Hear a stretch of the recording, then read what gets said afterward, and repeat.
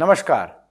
संधि विषयक पाठ्यक्रम का यह अंतिम सप्ताह है एवं इस अंतिम सप्ताह के प्रथम व्याख्यान में एवं समग्र संधि पाठ्यक्रम के लेक्चर नंबर 60 या व्याख्यान संख्या 60 में आपका स्वागत है।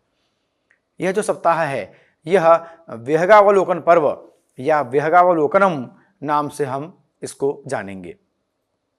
अब इस नाम का क्या तात्पर्य है? यद्यपि हम में से बहुत से लोगों को पता होगा, किंतु फिर भी एक बार पुनः इसको जान लेते हैं। विहगावलोकन यह दो शब्दों से मिलकर बना है, विहग और अवलोकन।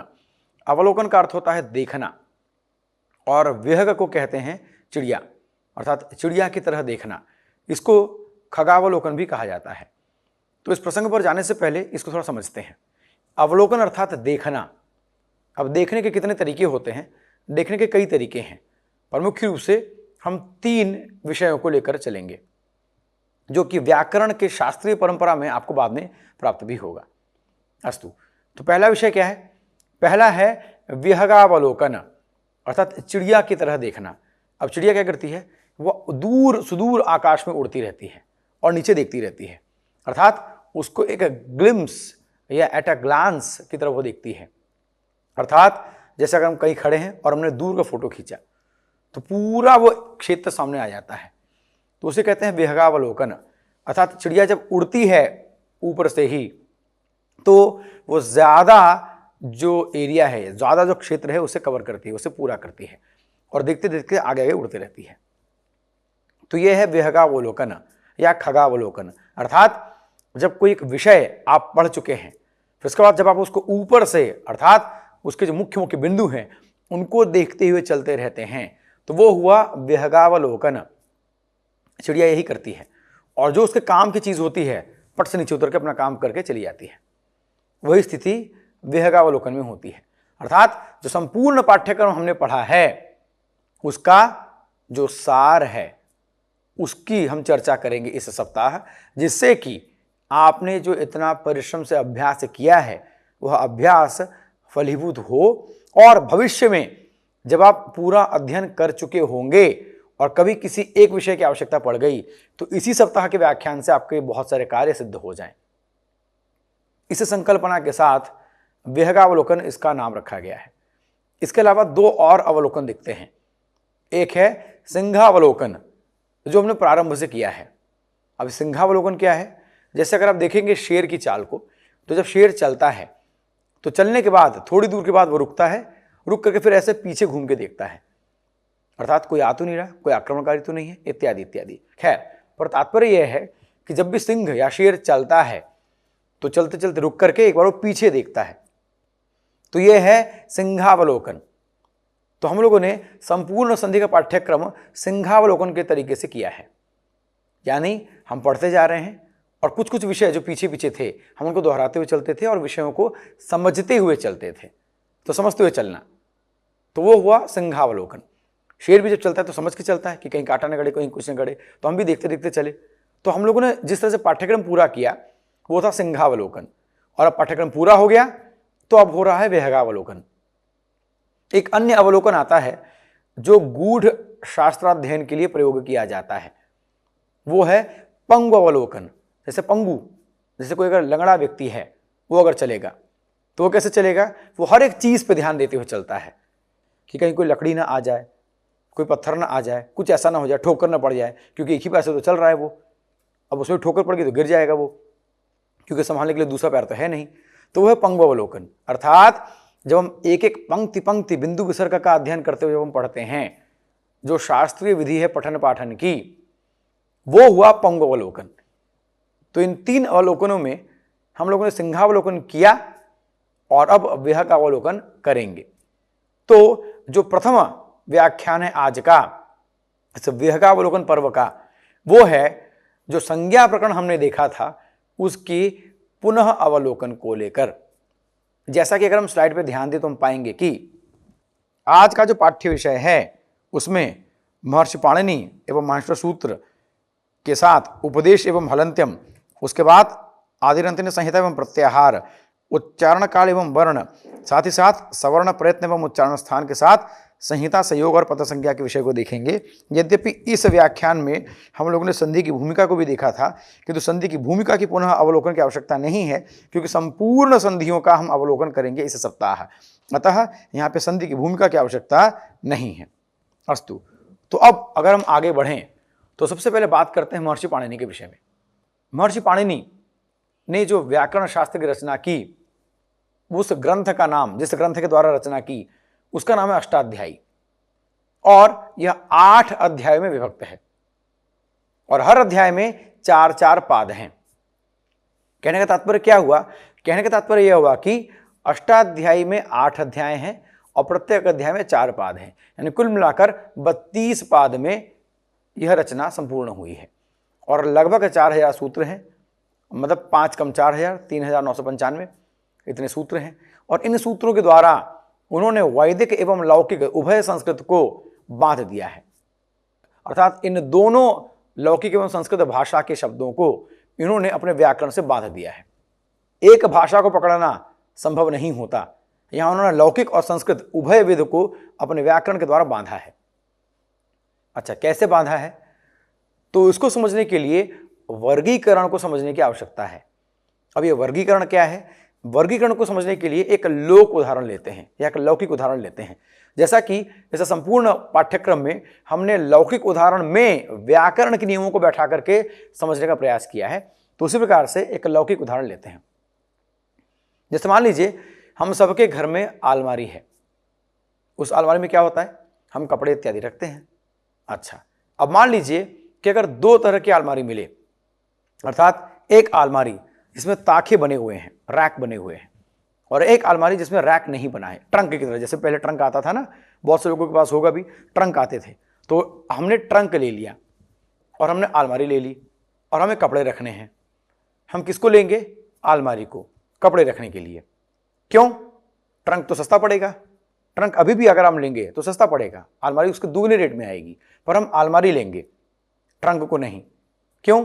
क्या कारण है? कारण यह है कि ट्रंक में जो कपड़े हैं हम डालेंगे। अब मान लीजिए मेरे कपड़े हैं, मेरे भाई के कपड़े हैं, मेरे माताजी और मेरे पिताजी के कपड़े हैं, तो चारों के कपड़े हमने ट्रंक में डाल दिए।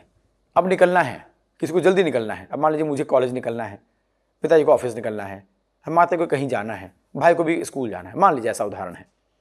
अब कपड़े लेने हैं, अब क्या करेंगे? ट्रंक खोलेंगे, उसमें ऐसे ऐसे खोजना शुरू करेंगे, खोजते रहेंगे। पता चला मेरे भाई का स्कूल छूट गया, मेरा कॉलेज छूट गया, और पिताजी ऑफिस के लिए देर हो गए। और ऐसा रोज होगा, तो ऐसे तो कोई कार्य नहीं होगा। तो क्या करें हम? तो हमने एक अलमारी ले ली। अब उस अलमारी में क्या हुआ? ताखे बन गए। एक ताखा मेरा है, एक मेरे भाई का है, एक मान लीजिए माता जी का, एक पिताजी का। ऐसे ऐसे करके अलग अलग करके हम समझाते हैं या ठीक से रख देते हैं। रख दिया। अब क्या होगा? अब जब भी हमको कोई वस्त्र चाहिए, हमको तैयार होकर निकलना है कॉलेज के लिए, स्कूल के लिए, ऑफिस के लिए, कहीं भी जाना है, हम क्या करेंगे? अलमारी खोलेंगे, जो हमारा ताखा है उस ताके में से अपना कपड़ा निकालेंगे, क्योंकि वो भी ऐसे ऐसे करके रखा हुआ है, निकालेंगे, निकाल करके पहन के हम चले आएंगे। हम कैसे सजाते हैं? हम क्या करते हैं कि जो शर्ट है उसको एक जगह कर देते हैं, पैंट है उसको एक जगह कर देते हैं, टी शर्ट को एक जगह कर देते हैं, अर्थात कपड़ों का भी हम वर्गीकरण करते हैं। मतलब क्या हुआ? मतलब ये हुआ कि एक तो हमने अलमारी ली, जिससे हमने एक वर्गीकरण किया कपड़ों का कि किसका कौन सा ताखा होगा, उसमें किसके कपड़े रहेंगे। और उस ताखे में भी हमने वर्गीकरण किया। क्या वर्गीकरण किया? कि शर्ट एक जगह, मेरा पैंट एक जगह, मेरे कुर्ता एक जगह, मेरी धोती एक जगह, अलग अलग सब रख दिया हमने। उससे क्या हुआ कि शर्ट सारे एक जगह। अब लाल पहनना हो लाल, पीला पहनना हो पीला, हरा पहनना हो हरा, सफेद पहनना हो सफेद, ले लीजिए। तो इससे क्या होगा? तुरंत कार्य हो जाएगा, कार्य में सरलता हो जाएगी। बस इसी लौकिक उदाहरण को महर्षि पाणिनि ने अत्यंत कृपापूर्वक अष्टाध्याय में रखा। उन्होंने क्या किया? उन्होंने वर्गीकरण किया, संज्ञा सूत्र कर दिया। संज्ञा च परिभाषा च विधिर नियम एव च अतिदेशोधिकारश्च षड्विधम सूत्रमुच्यते। अर्थात उन्होंने संज्ञा, परिभाषा इत्यादि जो सूत्र के प्रकार हैं उनके अनुसार उन्होंने वर्गीकरण कर दिया। उससे क्या हो गया? हमें समझने में सहायता हो गई। अच्छा, ये ऐसे ऐसे है। फिर क्या हुआ? उस वर्गीकरण में भी उन्होंने सरलता के लिए स्पष्ट कर दिया अलग अलग। जैसे मान लीजिए सुबंत वाला सूत्र एक प्रकरण हो गया, फिर उसका कालांतर में क्या हुआ, उसको और सरल करने के लिए जो रूपावतार से शुरू हुआ वहां पर क्या हुआ, इसको और सरल किया गया। क्या किया गया, प्रकरण के हिसाब से बांटना शुरू करने का प्रयास हुआ वहां पर। अब क्या हुआ, संज्ञा वाले जितने सूत्र हैं वो एक जगह आ गए, संधि वाले एक जगह आ गए, जिसमें सबसे ज्यादा कार्य आचार्य भट्टो जी दीक्षित ने किया सिद्धांत कौमुदी के अनुसार, नहीं सिद्धांत कौमुदी की रचना करके। इसमें क्या हो गया, प्रकरण के हिसाब से सूत्र रख दिए गए, अर्थात एक तो अष्टाध्यायी में अपने आप से प्रकरण था, उस प्रकरण को और उन्होंने सरल करने के लिए, जिससे कि जो छात्र है वो अल्प प्रयास से ही संस्कृत व्याकरण को समझ सके, उन्होंने क्या किया, संज्ञा प्रकरण अलग कर दिया, संधि अलग कर दिया, समास अलग कर दिया। यानी हमें अगर केवल संधि पढ़नी है जो हम पढ़ रहे हैं, तो संधि के प्रकरण में जितने सूत्र हैं महर्षि पाणिनि कृत अष्टाध्यायी में, उसको उन्होंने उठा के एक जगह कर दिया।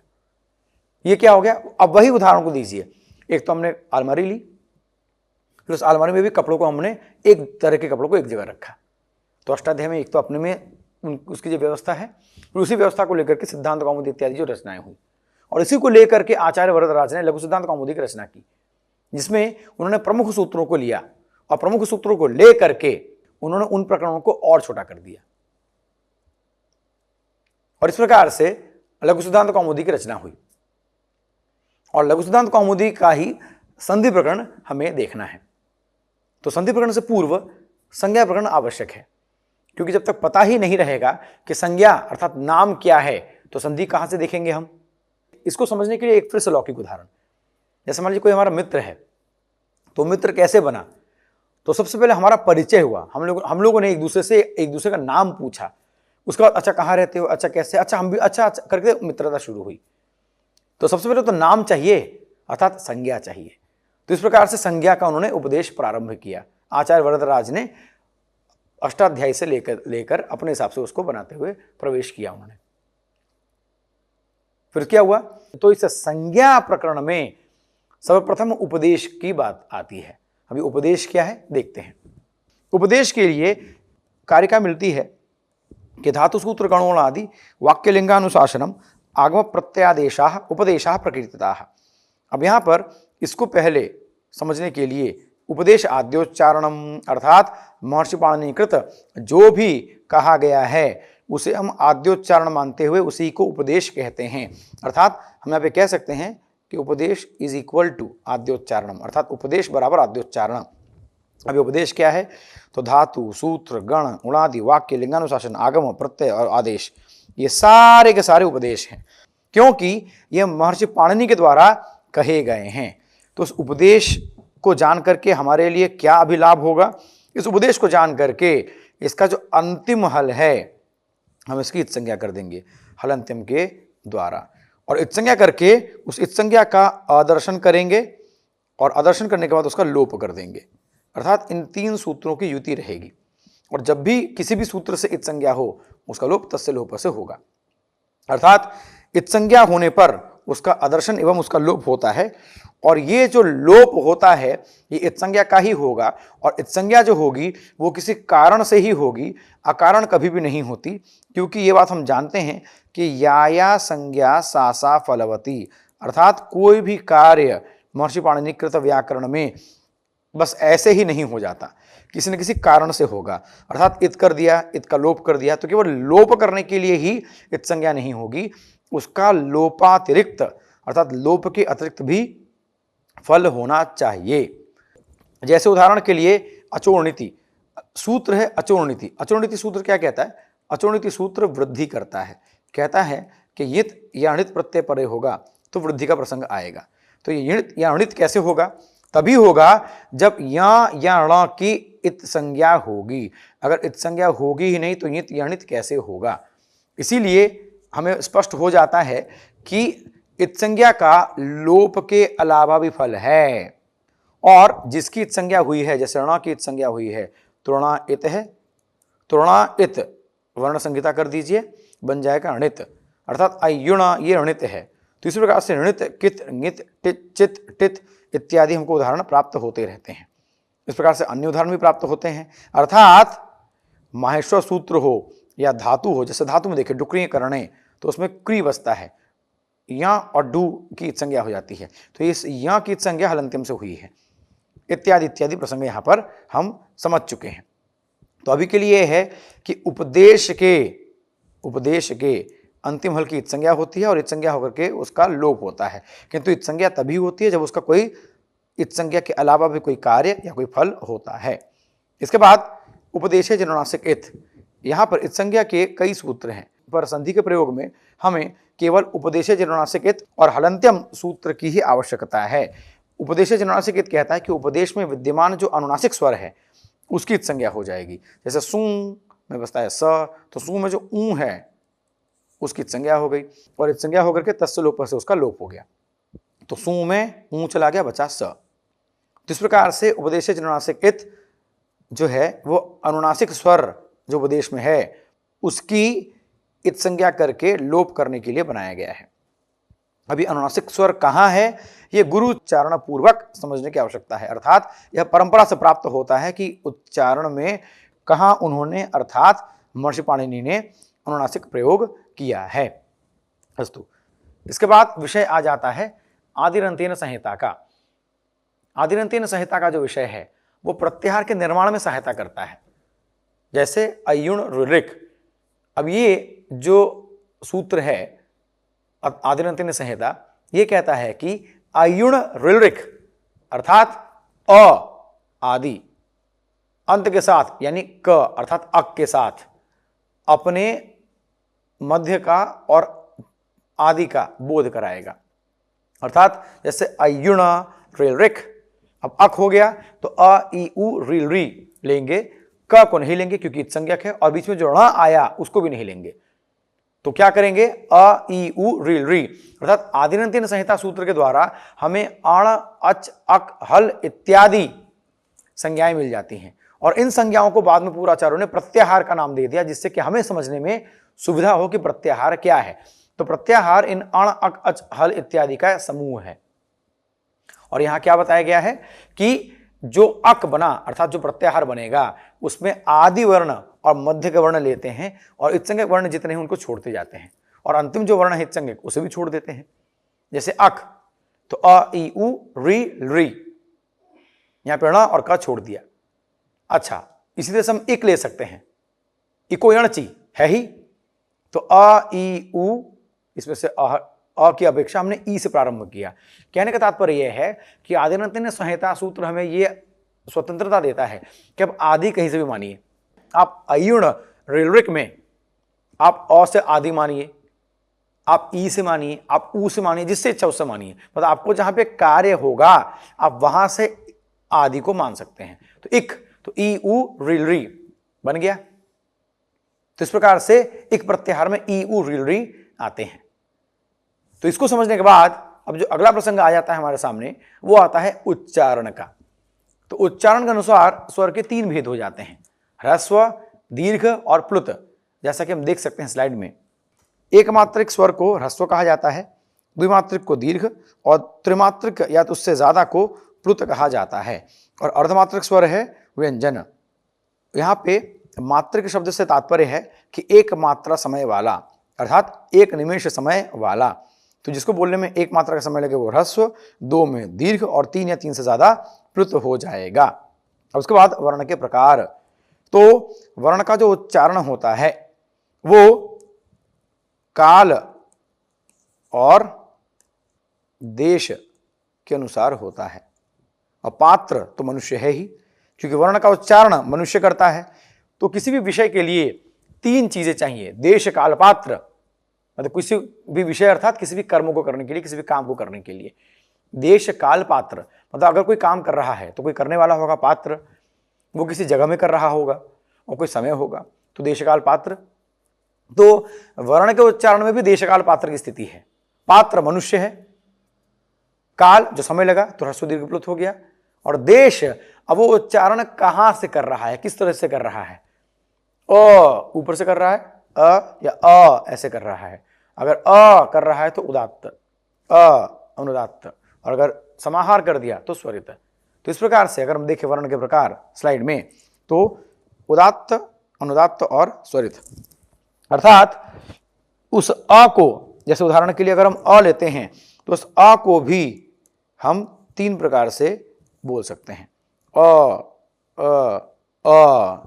तो इस अ के भी इस प्रकार से 3 भेद हो सकते हैं, क्योंकि उच्चारण केवल स्वरों का ही होता है, इसलिए वर्ण के प्रकार भी केवल स्वरों के लिए ही लागू होते हैं। अस्तु। अब इसके बाद जो स्वर है उसके 2 भेद हो जाते हैं, एक सामान्य और एक अनुनासिक। सामान्य अर्थात अ और अनुनासिक अर्थात आ। जैसे या मा गाणा ना, तो ये जो या है यहाँ पे आ है। जैसे अगर हम या बोल के देखें, नासिका में अगर हम हाथ रखेंगे या, तो यहाँ पे स्पंदन होगा नासिका में। अ में वो स्पंदन नहीं होगा नासिका में, पर आ में होगा। तो इस प्रकार से स्वर के भी 2 भेद हो जाते हैं, और सामान्य और अनुनासिक। तो प्रश्न ये उठता है कि ये अनुनासिक करके क्या होगा, सिर्फ नाम के लिए? तो कहते नहीं, इसका व्याकरण शास्त्रीय प्रयोजन भी है। अर्थात अनुनासिक सिर्फ नाम के लिए ही नहीं है, उसका व्याकरण शास्त्रीय प्रयोजन भी हमें दृष्टिगत होता है। इसके बाद अब अगर हम वर्णों के प्रकार को लेकर के बात करें, तो स्वर के 2 भेद हो गए। एक हो गया सामान्य, जिसे कि अनुनासिक भी कहा जा सकता है, अर्थात जो अनुनासिक न हो, जैसे अन इच्छा बन जाता है अनिच्छा। तो उसी तरह से अर्थात इच्छा जहां पर ना हो, तो उसी तरीके से जो अनुनासिक ना हो तो अनुनासिक। इसी को हम लोगों ने अपने समझने के लिए सामान्य कहा है। तो वर्ण के भी 2 प्रकार हो गए, एक हो गया अनुनासिक और एक हो गया अनुनासिक। तो यहां पर स्वरों के भेद हमने देखे थे कि स्वर के कितने भेद हो सकते हैं। तो अधिकतम भेद 18 हो सकते हैं किसी भी स्वर के। जैसे अ, ई, उ और री के 18 भेद होते हैं। अब ये जो 18 भेद हैं, ये देश और काल के अनुसार है। उच्चारण में लगने वाला समय तो वो हो गया ह्रस्व दीर्घ प्लुत, और स्थान तो उदात्त अनुदात्त स्वरित, और नासिका हो गई तो अनुनासिक, और नासिका नहीं है तो अनुनासिक। तो इस प्रकार से देश और काल को मिला करके, और पात्र तो बोल ही रहा है, अधिकतम किसी भी वर्ण के 18 प्रकार हो सकते हैं।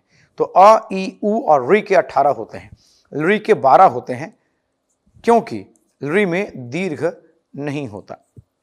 एच के भी 12 होते हैं, क्योंकि यहाँ पर ह्रस्व नहीं होता, क्योंकि ये एच बना ही है 2 स्वरों से। तो जो 2 स्वरों से स्वयं बना है वो ह्रस्व कैसे हो सकता है, इसलिए इसके भी 12 भेद होते हैं। तो कुल मिलाकर अगर ये प्रश्न पूछा जाए कि अ, ई, उ और री के कितने भेद होते हैं, तो 18, री के 12 और एच के 12। और आगे री वर्णयों में था सावर्ण माध्यम के द्वारा री और री को एक तरह से जुड़वा भाई मान लिया जाता है। जुड़वा भाई मान करके री और री के 30 भेद मान लिए जाते हैं।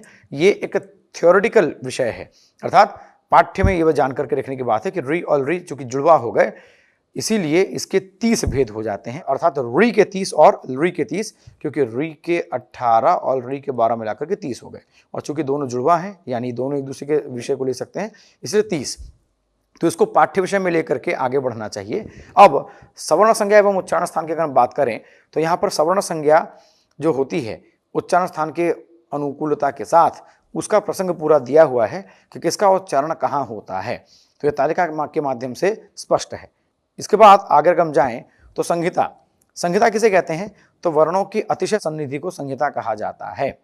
और ये जो संहिता है, इसका नव्य न्यायकृत एक व्याख्या है या एक परिभाषा है, जिसको लेकर के हम लोगों ने प्रारंभ में चर्चा की है। अस्तु। तो कहने का तात्पर्य हुआ कि संहिता वर्णों के अतिशय सन्निधि को कहते हैं, अर्थात वर्ण के बीच में, अर्थात 2 वर्णों के बीच में अगर कोई ना आए, व अ कोई नहीं है, तो ये हो गया अतिशय सन्निधि, तो इसे कहेंगे संहिता। किंतु जब यही वर्णों का योग व्यंजनों के बीच में हो जाएगा, देखिए व्यंजनों के बीच में हो जाएगा, तो इसे कहेंगे संयोग। अर्थात संयोग 2 व्यंजनों के जोड़ को कहेंगे सरल शब्दों में, और बाकी स्वर या व्यंजन का जो भी जोड़ है, जो भी योग है, उसे संहिता कहा जाएगा। इसके बाद जो अंतिम विषय है वो है सुप्तिङन्तम पदम, अर्थात पद संज्ञा का विधान किया गया है। व्याकरण में पद किसे कहते हैं ये बताया गया है। तो पद किसे कहते हैं, तो सुबंत और तिङन्त को पद कहते हैं। सुबंत क्या बताता है, क्रिया भिन्न। तिङन्त क्या बताता है, क्रियावाची पदों को बताता है। अर्थात ये जो तिङन्त हैं, तिङन्त क्रियावाची पदों को कहते हैं, जैसे पठति, लिखति इत्यादि। क्रिया भिन्न, जैसे रामः पुस्तकम पठति, तो रामः पुस्तकम ये सुबंत हो गया।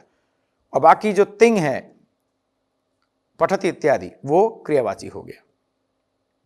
अब उसके बाद ये जो सुप है ये संख्या में 21 है और जो तिंग है ये संख्या में 18। ये तिंग जो है ये 9 + 9 18 है, क्योंकि आत्मनेपद और परस्मैपद में 2-2 बट जाते हैं। तो इसी के साथ यह संज्ञा प्रकरण संपन्न होता है। संज्ञा प्रकरण के विषय को हम लोगों ने अत्यंत सूक्ष्म दृष्टि से देखा एवं केवल उन्हीं बिंदुओं को उठाया जो बिंदु हमारे संधि के कार्य में नितांत आवश्यक हैं, और शेष आपका अभ्यास आपकी अभिवृत्ति का मार्ग प्रशस्त करेगा। और इसी कामना के साथ कि यह अभिवृत्ति हो, आप सभी को हार्दिक धन्यवाद।